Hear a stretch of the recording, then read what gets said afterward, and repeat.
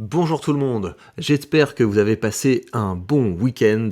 Les chiffres sont tombés, les chiffres de confiance des investisseurs pour ce mois d'avril viennent de sortir et la chaîne Victor Ferry Business and News est première pour vous partager cette info. Et par ailleurs dans l'actualité, on va revenir sur un gros achat d'une grosse entreprise qui se précise. Donc on va regarder tout ça ensemble dans le Super Vic Fair Show. Alors voilà, les chiffres sont arrivés. Donc je vous demande tous les mois si au cours du mois suivant, est-ce que vous comptez augmenter vos investissements en bourse? Est-ce que vous comptez les diminuer? Est-ce que vous comptez maintenir votre rythme d'investissement? Ou est-ce que vous comptez alléger vos positions? Et donc vous êtes une grande majorité à vouloir maintenir votre rythme d'investissement, ce qui est très bien, ce qui est très positif. Et vous êtes une assez bonne partie qui envisagez d'augmenter vos investissements en bourse. Donc ça veut dire que là, on va comparer avec les chiffres du mois dernier pour voir s'il y a eu un bond de la confiance. Je vais vous dire en fait où j'en suis moi en termes d'investissement. Et ce qui sera intéressant, c'est qu'au bout d'un moment, on pourra comparer les courbes avec les courbes des marchés pour voir si vos votes ont un effet prédictif sur les mouvements en bourse, qui ne serait pas du tout impossible étant donné que vous êtes l'élite des investisseurs, mais ça, vous le savez déjà. Alors moi, je compte maintenir mes investissements en bourse. En fait, évidemment que j'aimerais augmenter mes investissements en bourse, mais le truc, c'est que je dois en ce moment faire des investissements dans ma maison, notamment pour arriver à une plus grande autonomie en matière d'énergie. Donc on parlera de tout ça au fur et à mesure, je partagerai ça avec vous. Je considère que c'est de l'investissement évidemment, mais voilà, là on parle vraiment d'investissement en bourse, même si l'objectif à terme, c'est que les investissements que je fais maintenant me permettent d'avoir plus d'argent à investir, mais je vous parlerai de tout ça, hein. Vous savez qu'on va, sur cette chaîne, on a une conception assez large de l'investissement. Vous savez que je considère également comme de l'investissement le fait de travailler la terre, de travailler mon jardin pour en sortir des légumes qui diminuent mes factures d'achat de nourriture. Toutes ces choses-là, on en parle. Tout ce qui nous rend plus riches, plus indépendants, ce sont des choses dont on parle sur cette chaîne. Alors, je regarde juste vos commentaires. Qu'est-ce que vous m'avez dit?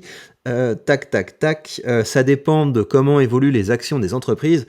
Ouais, mais tu sais, il y a pas mal de gens qui investissent en fonction des tendances et qui ne sont pas meilleurs et même souvent beaucoup moins bons que les gens qui se contentent de se fixer un objectif en termes d'investissement et qui investissent régulièrement. Mais reste-t-il des entreprises sous-évaluées intéressantes? C'est la question. Bah, tu nous parleras, hein, tu nous diras si ta stratégie qui consiste... ça veut dire quoi en fait? Ça veut dire que tu vas te mettre en cash? Pourquoi pas? Pourquoi pas, ça peut être une bonne idée, mais voilà, attention à ne pas se retenir d'investir. Je sais pas si vous avez vu passer ça, c'est assez marrant, mais il y avait un tweet de Michael Burry. Vous voyez Michael Burry, l'investisseur qui est connu pour avoir shorté le marché immobilier là aux États-Unis là pendant la crise des subprimes. Ça fait partie de ces personnes qui ont gagné beaucoup d'argent pendant la crise des subprimes parce qu'il avait vu avant les autres que les crédits qu'on filait là étaient complètement foireux. Et bah ce mec là il a fait un tweet en disant bon c'est bon j'ai perdu, j'arrête. C'est un mec qui avait beaucoup de positions à la baisse, donc qui est en train de shorter des actions en ce moment, et le truc c'est que les gens ont tellement intégré que quand les marchés baissent, c'est une bonne idée de racheter, que ça devient très compliqué en fait pour les mecs comme ça de shorter les actions. Les investisseurs particuliers sont beaucoup plus éduqués qu'avant. En fait avant les investisseurs particuliers c'était des moutons. Voilà, il suffisait que machin bidule de je sais pas quoi sur Twitter disent oui selon mon analyse technique ça va baisser etc, sortez des marchés etc. Dans ce contexte mec, il y avait plein de moutons qui les suivaient, qui sortaient, qui rentraient etc. Et aujourd'hui il y a pas mal de gens qui ont compris que quand les marchés baissent c'est une bonne idée de renforcer ses positions. Et on a quelqu'un qui nous dit le marché est méga haut en France. Ouais, ça c'est un petit peu le problème des gens qui sont bloqués dans un PEA. C'est intéressant ouais le PEA parce que on vous met la carotte d'une petite exemption, je sais pas quoi, réduction on vous vole un petit peu moins d'argent, mais voilà, le marché français c'est pas le marché sur lequel vous allez avoir le plus de croissance à l'avenir, mais voilà, si vous êtes bloqué dans le marché français, pourquoi pas? Alors, qu'est-ce que ça nous donne si on compile tous ces chiffres, ça nous donne ça. Ça nous donne que l'écart le plus important, c'est vraiment ici, c'est que vous êtes un petit paquet à vouloir investir plus, ça c'est très positif. Donc j'interprète ça comme une hausse de la confiance des investisseurs pour le mois d'avril. Et donc nous allons voir si le mois d'avril est effectivement un mois en fanfare où les marchés montent. Et progressivement, en compilant ces chiffres, eh ben, on pourra comparer est-ce que votre confiance est un bon prédicateur de ce que vont faire les marchés. Ça va être très intéressant à voir. Donc on se retrouve à la fin du mois d'avril pour parier sur le mois de mai et progressivement on va pouvoir compiler des chiffres et plus vous serez nombreux à voter là-dessus et plus les chiffres seront représentatifs.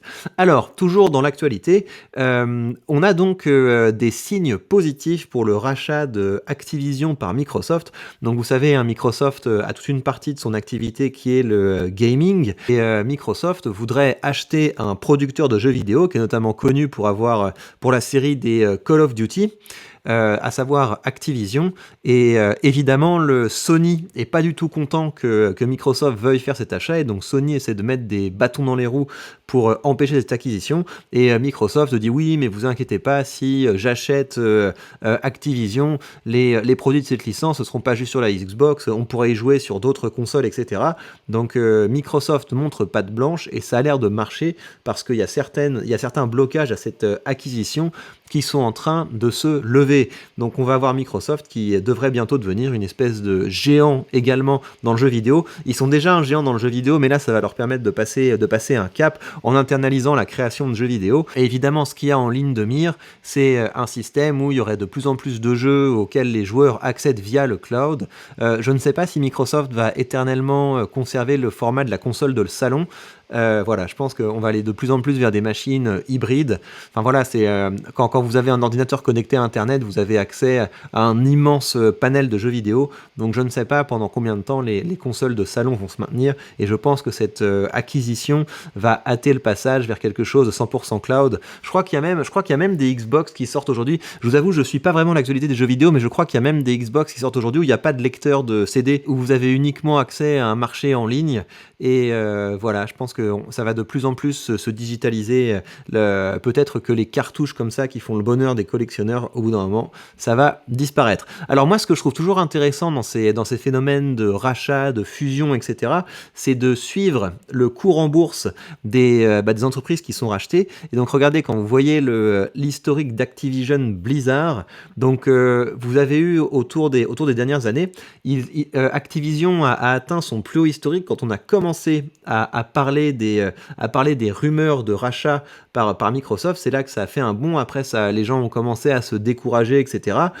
C'est aussi à ce moment-là qu'on a appris que Warren Buffett avait ouvert une position dans Activision Blizzard, et Warren Buffett, ça fait partie des gens qui peuvent aussi faire bouger les marchés. Et donc, quand on regarde au cours des derniers mois, on le voit bien ici, vous avez eu un immense pic, et ce pic est lié au fait que des obstacles au rachat sont en train de s'envoler. Et donc, pourquoi est-ce que l'action fait un bond? Parce que l'action se rapproche du prix auquel Microsoft serait prêt à acheter Activision Blizzard. Et en fait, quand on ne connaît pas ça, ça peut surprendre. J'ai eu pas mal de fois dans mon portefeuille des espèces de bons au sein d'entreprises, et des entreprises qui n'étaient pas tellement sur le devant de la scène, et en creusant un petit peu, on se rend compte, bah voilà, il y a eu un bond parce qu'il y avait une proposition de rachat, et donc les cours s'alignent sur le prix auquel ça devrait être racheté. Finalement, cette semaine, c'était quand même une semaine assez positive sur les marchés. Vous voyez le CAC 40 qui a fait quand même un gros bond, le CAC 40 qui est en train de se rapprocher de ses plus hauts historiques. Pareil pour le SP500, ça a bien cartonné, et mon portefeuille aussi s'est bien redressé. Je sais pas si vous vous souvenez, mais en fin de semaine dernière, mon portefeuille était aux alentours de, j'étais aux alentours de 11 000, 11 200, 11 300 de plus-value, et bim, ça a rattrapé tout ça dans la semaine. J'ai aussi des beaux dividendes qui continuent d'arriver, donc ça c'est très positif, et voilà, cet argent, je vais pouvoir le réinvestir pour continuer de construire mes positions dans des ETF et continuer de faire marcher cette petite machine, et continuer de faire marcher cette petite machine à cash, parce que c'est comme ça que je conçois mon portefeuille.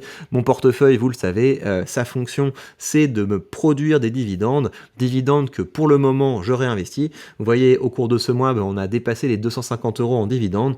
L'objectif, ça va être de dépasser les 400 € en dividendes dans les prochains mois, et pour le moment, c'est de l'argent que je réinvestis, c'est un complément qui m'aide à investir plus, et au bout d'un d'un moment, eh bien, ce cash me permettra soit de faire des investissements ailleurs. Je pourrais décider hein, de considérer que mes investissements en bourse ne sont pas hermétiques aux autres domaines de la vie.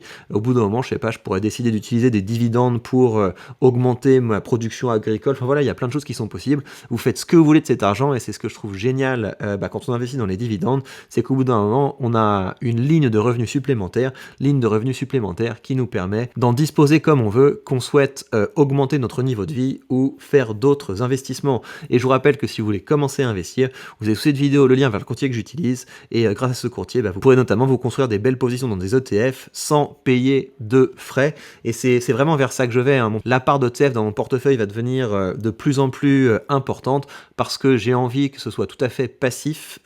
C'est pas dans l'investissement que mes compétences sont les mieux exploitées. Donc si je peux mettre mon portefeuille comme ça en mode automatique et être tellement diversifié que je sais que je chope la performance du marché et les investissements c'est réglé, je dors sur mes deux oreilles, il n'y a aucun problème, c'est exactement ça que je cherche et pour le moment ça me réussit bien. Donc encore une fois, si vous voulez commencer à investir, vous avez cette vidéo, le lien vers mon courtier et on se retrouve très vite les amis pour de prochaines news.